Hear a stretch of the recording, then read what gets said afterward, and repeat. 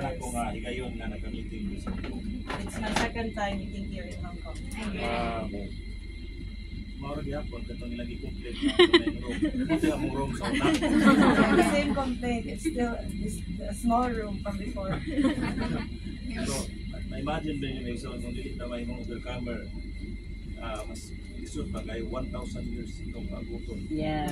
Ay dapat na makagawas. Amen. If you imagine, if you will not become overcomers, it will be more difficult. Because it Yes. will take 1,000 years before it ended. Right. Amen. Mga working ones pamunta na diri trabaho para sa inyo pamilya, sa pagmaon sa inyong mga anak. So dili na may tumong anong trabaho mo dali. Amen. Para ta sa pahiuli sa Ginoo. Amen. Amen. Right. You're all working ones, working for your families, but still, it is not the goal. Man, we are for God's economy. Yes. Asa ta nga dapat ibuta sa Ginoo. Dihan kita mo na ang atong pagtikad sa maayong yuta. Wherever we are being put by the Lord, it is our laboring of our good land. Yes. Si Kristo ang ihulagwayan sa maayong yuta sa Kanaan. Amen. Christ is the good land, and Christ is being typified as the good land in Canaan.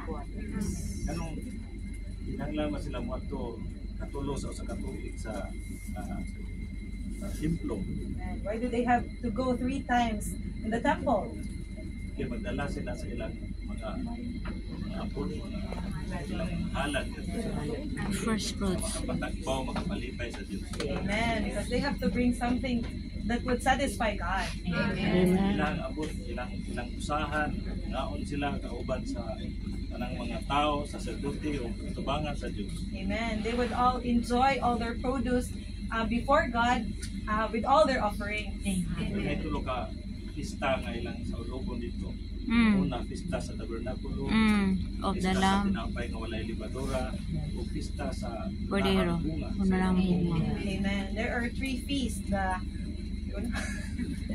Tabernacle. Feast of Tabernacles, Feast of Unleavened Bread, and the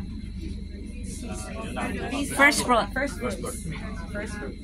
So, manang magdala, ang uban, magdaog, ng baka, karnero, buyod, sila dito. Then some are bringing cow, the oxen, the sheep. O, uban, magpasaan sila itong ilang mga sheep, itong mga barley. Then even carrying their sheep, their barley, their produce. Amen. Walay taxi, walay Oh, sacrifice Jude. sacrifice sila, magdala sila. Amen. There's no taxi. They have to sacrifice and go walk. Yes. Kanto ang mga abot sa ilang mga paghago may isuon. Amen. Those are the produce of their laboring. Mutambong mo sa tigom, di lang nga, muari mo magdamo sa inyong mga offerings, yung material offerings. No? Mga gutsi nga ba? Ang kalipayan sa Ginoo, ang inyong paghago yun. Amen. Gusto Paibog nga, gayon. maayong yuta.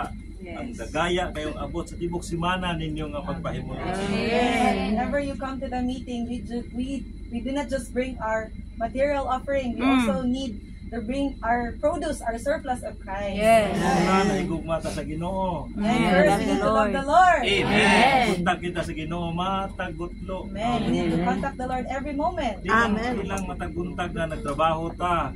Not just every morning when we go to work. Tibok adlaw. And it Yes. should be all day long. Amen. Na sa atong kasing-kasing. And the Lord is in us. Nasa sa atong espiritu. It's in our spirit.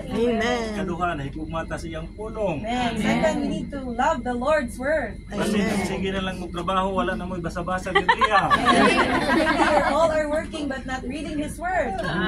Doon na po yung nagbasa sa Biblia, wala po sa espiritu. Though many are reading but they are not in their spirit.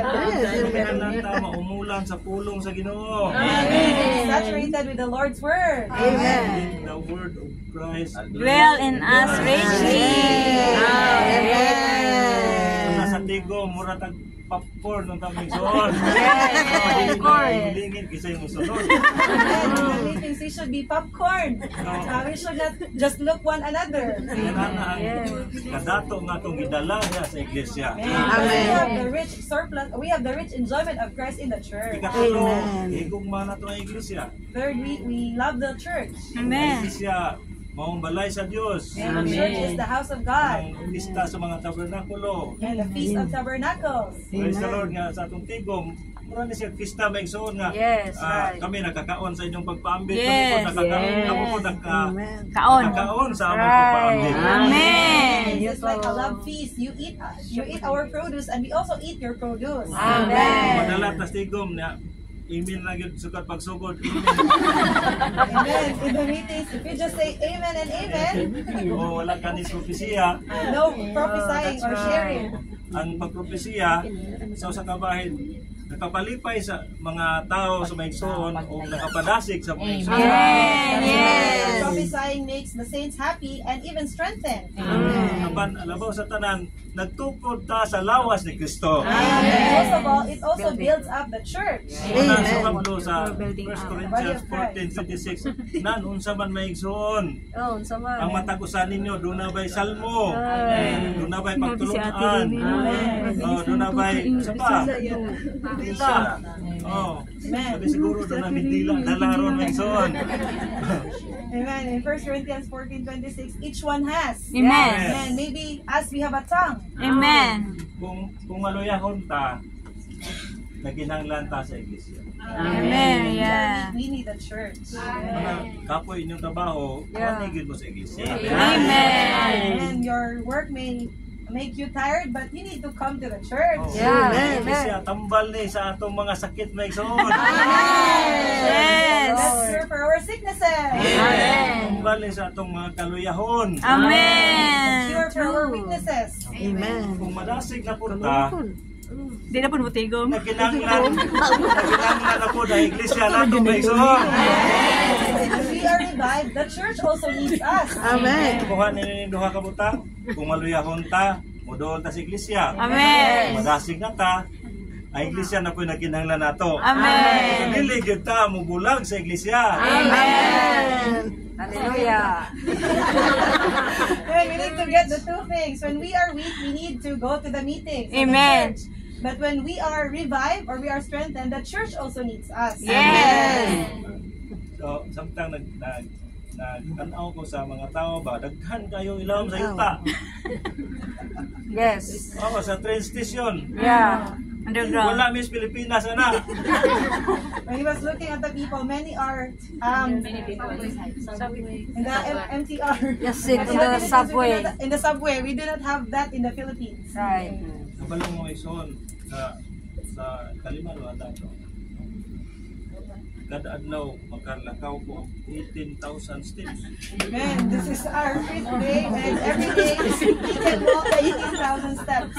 Kuya Pi gabi. We almost made that Alam mo last ang night. negosyo niya? Ang negosyo niya, si Cucumber Dried, si Tanaw ko sa train. Mayati. Mga tao. Mayati. Kayo ba dili kasakay ba no? Diyan. When he looks at the train, many are walking, running, or walking fastly. Tagaman ako bersikulo.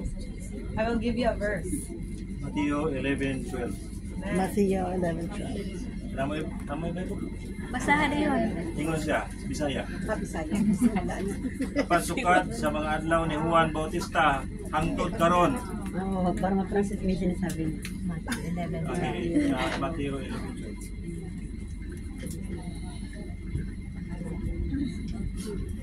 You- 11-12. Overlook ka na. Siya nakaraay. Amen. Matthew 11:12. But from the days of John the Baptist until now, Luksanay gyud ang pagsulod sa gingharian sa mga Yes. langit. Amen. The kingdom of the heavens is taken by violence, Violence. Ug masulod kini sa mga taong mapugsanon. and violent men seize it. Nigsoon. Ang panahon sa grasya musira. Karon panahon sa grasya. Time of grace. Amen. Inig sira sa panahon sa grasya, mo na ang panahon sa gingharian. Amen. The time of grace will close. And after the dispensation of grace close, it will be the time of the kingdom. Ani ata karon sa panahon sa grasya. We are in the age of grace. Kung luksanay mo nga makaapil sa tigong, samot na nga magsanay ta nga makasulod sa gingharian. Amen. If we are by coursing, Forcing. Kundi na mo kubos ba og sulod. Dili kita makasulod. Amen. If we will not force to be in the age of grace, it will also be hard for us to be in the age of the kingdom. Amen. Apan masulod kini sa mga taong mapugsanon. Amen. But, But it will be taken by violent men. Pangutana ko ni Mison, doon na ba'y mapugsanon nga espiritu diha sa atong sulod? Is there a violent spirit in us?